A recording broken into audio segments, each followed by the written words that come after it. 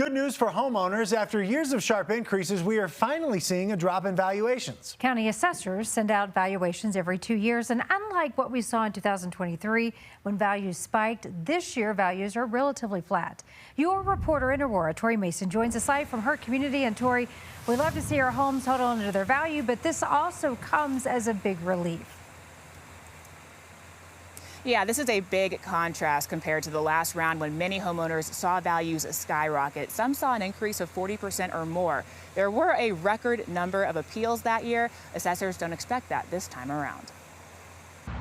Those are from the 400s. With nearly 10,000 listings in the Denver metro area, realtors like Laura Dominguez say the time to buy is now. Inventory is higher and we have a lot more tools to negotiate. In some areas, homeowners may see a slight reduction in values. Parts of Arapahoe County could see valuations drop as much as 7%.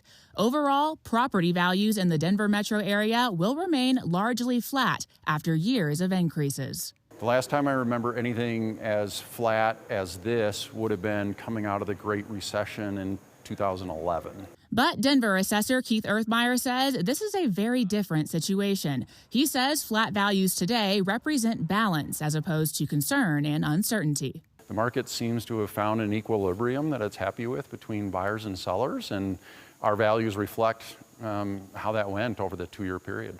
What's responsible for the slowdown? Earthmeyer says it could be a few things. One is rising interest rates. Another would be rising insurance costs. A third could be rising property taxes from the previous revaluation. And while it's still early to predict tax bills, Earthmeyer expects less volatility. For longtime property owners, it's a welcome pause. We need a little of relief. Especially when homeownership in Colorado is the highest it's ever been. A property like this is gonna go up eventually. Now, those property valuations are expected to be mailed this week. Homeowners who disagree with their valuations have the right to appeal. If you choose to do so, you're asked to do that by the deadline of June 9th. We're live in Aurora. Tori Mason covering Colorado First. At least no sticker shock this year. Yes, great. that's very welcome news. Yes, thank you, Tori.